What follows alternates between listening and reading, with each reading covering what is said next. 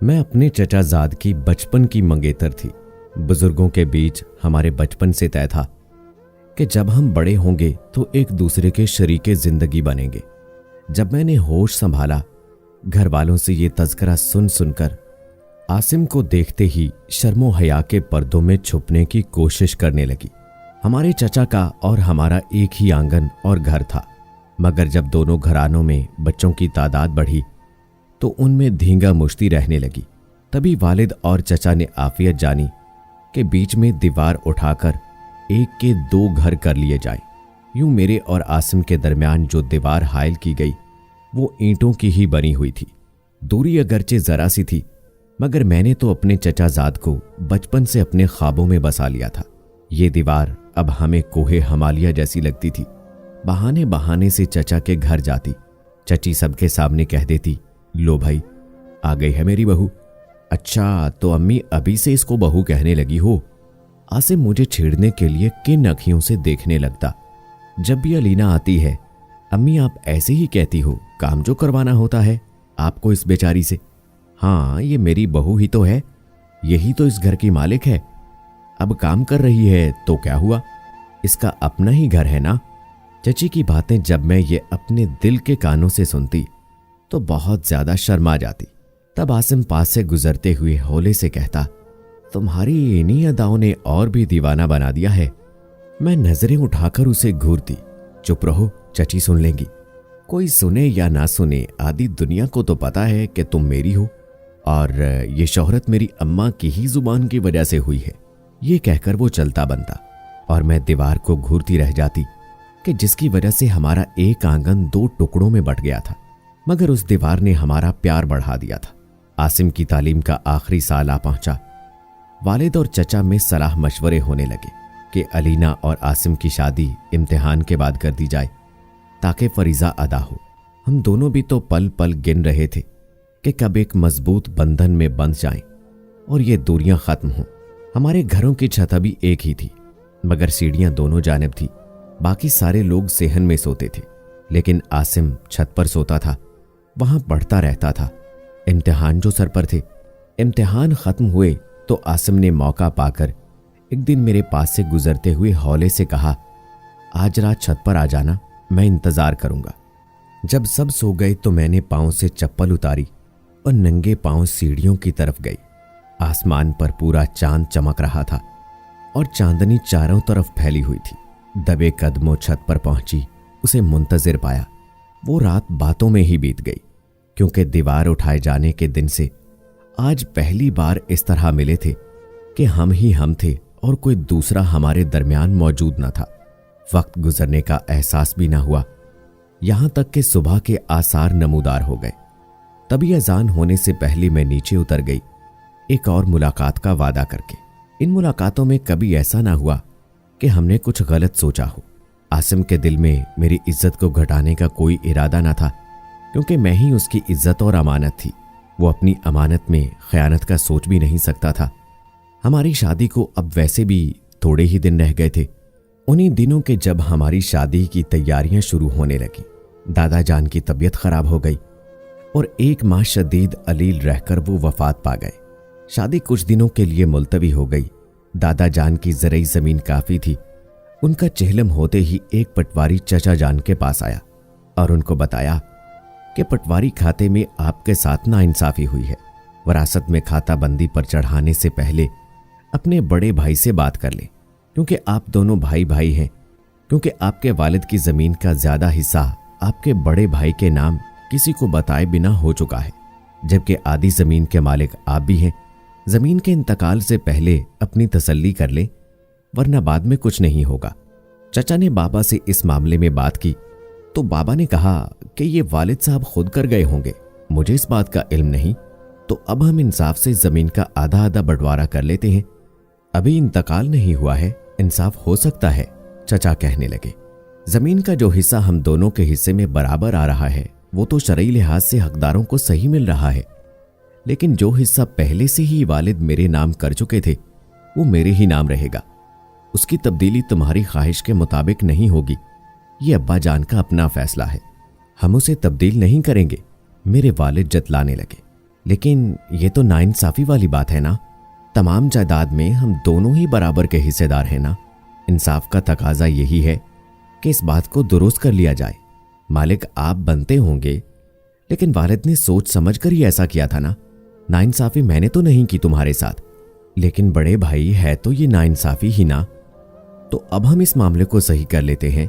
सही करने की कौन सी बात हुई भाई? वालिद ने शायद मेरे बच्चों की तादाद के हिसाब से मुझे ज्यादा जमीन दी होगी। देखो ना, तुम्हारे 3 बच्चे हैं जबकि मेरे 6 हैं। तुम्हारा इनमें एक बेटा है, जबकि मेरे हिस्से की जमीन मेरे 5 बेटों में बंटेगी। तो हर एक के हिस्से में क्या आएगा? तो इसीलिए वालिद साहब ने सोच समझकर बंटवारा किया होगा। मेरे अब्बू अपनी बात पर अड़ गए तो चचा अपनी बात पर। इस तरह हमारी बनी हुई बात जायदाद के बंटवारे पर बिगड़ गई और शादी का मामला खटाई में पड़ गया। बरी जहेज सब कुछ तैयार, मगर शादी की तारीख आगे ही आगे सरकती ही जा रही थी।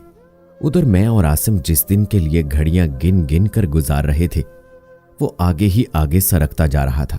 ऐसे में मोहब्बत में शिद्दत और जुदाई से तड़प पैदा होती है। अब छत पर सोने का मौसम नहीं था, फिर भी आसिम छत पर कंबल लेकर सोता था कि शायद मैं किसी दिन ऊपर आ जाऊं, मगर मैं काफी दिनों से ऊपर ना जा सकी। उधर जमीन के तनाजे ने संगीन सूरत हाल इख्तियार कर ली और फिर एक दिन ऐसा आया कि चचा जान ने शोर डाल दिया, बल्कि आसमान सर पर उठा लिया कि मैं बाकी का वो आधा हिस्सा भी लेकर रहूंगा जो मेरे नाम बाबा नहीं करके गए। हमारी शादी की तारीख धरी रह गई और दोनों घरानों में बातचीत बंद हो गई, बल्कि मुकदमाबाजी का खतरा मुंडलाने लगा। मेरी और आसिम की बुरी हालत थी। जिस रोज बहुत ज्यादा झगड़ा हुआ, उस रात मुझसे ना रहा गया और मैं छत पर गई। हम बहुत ही परेशान बैठे थे। मैंने कहा कि आसिम, अगर चचा जान और बाबा जान में सुलह ना हुई तो हमारा क्या बनेगा? ऐसा ना हो कि जमीन के इस तनाजे में हम हमेशा के लिए जुदा हो जाएं। अगर ऐसा हुआ तो मैं जिंदा ना रह पाऊंगी। आसिम बेहद परेशान था। उसने मुझे तसल्ली दी कि कुछ भी हो जाए हम एक होकर रहेंगे। उसकी बातों से मुझे तसल्ली हुई और मेरे आंसू थम गए। उसने मेरे आंसुओं से भीगा चेहरा अपने हाथों से साफ किया और पहली बार जुदाई के अंदेशों से हम अंदर से कमजोर पड़ गए। मैंने उसके कंधे पे सर रख दिया और उसने अपने हाथों को मेरे होंठों से लगा लिया। आज की इस अजीब हालत ने हमें अंदर से हला डाला था। शायद कि इस कुर्ब का दाग हमारे माथे पे लगना था। चांदनी रात के सहर में हमने खुद को इन कमजोर लम्हात के सुपुर्द कर दिया। कुछ लोग उम्र भर गुनाह करते रहते हैं और हाथ नहीं आते, और कुछ हमसे बदनसीब होते हैं जो एक बार की गलती में धर लिए जाते हैं। रात तो हम जज्बात में बह गए, लेकिन बाद की परेशानी ने हमारी नींदें उड़ा दी। उधर चचा और बाबा का तनाज़ा शिद्दत इख्तियार करता गया, यहां तक कि एक दूसरे को देखने के लिए तैयार न थे। उन्होंने आपस में बोलना बंद कर दिया। जिस कदर मैं उन दिनों परेशान थी कभी ना हुई थी। समझ में ना आता था कि क्या करूं। कभी मौका मिल जाता छत पर चली जाती, मगर रोने के सिवा आसिम से कोई बात ना करती। कुछ माह बाद मुझे अपनी तबीयत में तब्दीली महसूस होने लगी। मैं बहुत ज्यादा घबरा गई कि अब क्या होगा। अगर चाचा और बाबा के दरमियान तनाज़ा हल ना हुआ तो हम दोनों तो हमेशा के लिए जुदा हो जाएंगे। फिर मैं सबको क्या मुंह दिखाऊंगी। मैंने अपने खदशात से आसिम को आगाह किया तो उसने कई हल मेरे सामने रखे कि वो खुद मेरे वालिद और वालदा से बात करेगा। मैं न मानी। उसने कहा कि मैं अपना हिस्सा ताया अब्बू को लिख दूंगा। मुझे ये मुमकिन न लगा कि चाचा तो और बिगड़ जाएंगे, और रो रो कर दुआएं मांगती थी कि अल्लाह कोई मोजज़ा दिखा दे। बिल आखिर अल्लाह ने हमारी दुआएं सुन ली और बाबा जान और चचा जान में समझौता हो गया। बात मुकदमेबाजी तक न गई। मेरे बाबा आधी जमीन छोटे भाई को देने पर राजी हो गए और जुदाई के खतरात ने हमारी रूह के लहलहाते चमन उजाड़ कर रख दिए। सबसे ज्यादा मुझे अपनी बदनामी का खतरा था, क्योंकि आसिम मेरे हामला होने की वजह से ये सोचने लगा था कि मुझे घर से भगा ले जाएगा। शादी की तारीख 1 माह बाद रख दी गई, जबकि मेरा एक एक दिन इंतजार का 1 सदी के बराबर था। बहरहाल बाबा राजी हो गए कि अभी निकाह कर देते हैं, मगर रुखसती फसल उतरने के बाद ही करेंगे। गोया कि तीसरी बार भी शादी 6 माह आगे हो गई। अब इसके सिवा चारा न था कि बदनामी के जहन्नुम में गिर जाने से पहले आसिम अपनी शादी का खुद इंतजाम कर ले। और इसने फिर वो किया कि सभी ने अपने दांतों तले उंगलियां दाब ली। बरी और जहेज धरे रह गए।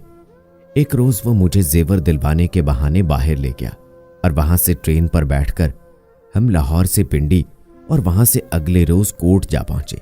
कोर्ट मैरिज के बाद 2 दिन मरी रहकर लौटे तो चचा जान और बाबा जान को बिफरे हुए शेरों की तरह पाया। जो उन्होंने बुरा भला कहा हमने सह लिया। इस हरकत पर चचा जान ने हमें अलग घर में रहने का कहा। हमने चूं ना की और अलहदा घर में शिफ्ट हो गए। साल भर हमें किसी ने मुंह ना लगाया और ना ही बात की, जबकि इस दौरान मैं एक बेटे की मां बन चुकी थी। एक रोज मेरी मां ने पैगाम भेजा कि तुम्हारे बाबा जान बहुत बीमार हैं, देखने आ जाओ, वो तुमको याद करते हैं। मैं और आसिम डरते डरते गए। उस वक्त हमारा बेटा आसिम की गोद में था। बहरहाल हम दोनों ने उनके कदमों को चूमकर माफी मांगी। बुजुर्गों का दिल बड़ा होता है।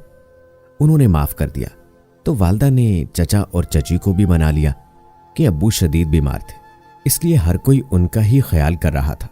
घर आकर मैंने अपनी अब्बू के लिए दिल से दुआएं मांगी। अल्लाह ने मेरी दुआएं सुनी। आहिस्ता आहिस्ता मेरे अब्बू तंदुरुस्त हो गए। ताहम उनकी बीमारी ने हमारे रूठे हुए वालदैन को हमसे मिलवा दिया। हमारे बेटे को अम्मी, अब्बू, चचा, चची सबने अपनी गोद में उठाकर प्यार किया और बहुत सारी दुआएं दी। शायद उन्हें अब हमारी कोर्ट मैरिज की वजह समझ आ गई थी। वालदैन ने तो हमें माफ कर दिया था।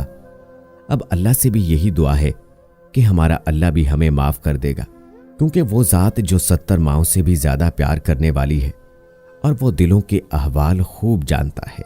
आखिर में दोस्तों, मैं आप सबको यही कहना चाहूंगा कि मंगेतर होने के बावजूद कोई भी खुद को कमजोर लम्हात के सुपुर्द करने की कभी गलती ना करें, क्योंकि इंसान नहीं जानता कि अल्लाह ने नसीब में मिलना लिखा भी है या नहीं। ये ना हो कि जज्बात में बहकर आप अपनी जिंदगी को दागदार करके जहन्नम में झोंक दें। मेरी यही दुआ है कि वालदैन की रजा से ही बेटी अपने घर से रुखसत हो, वरना बाद की परेशानी जानलेवा होती है। क्या ख्याल है दोस्तों, सही कहा ना मैंने? तो दोस्तों, कैसी लगी आज की कहानी कमेंट बॉक्स में जरूर बताइएगा। मजीद ऐसी वीडियोस देखने के लिए मेरे चैनल को सब्सक्राइब करें। मिलते हैं अगली वीडियो में, तब तक अपने दोस्त राव कमर रिजवान को इजाजत दें। अल्लाह हाफिज।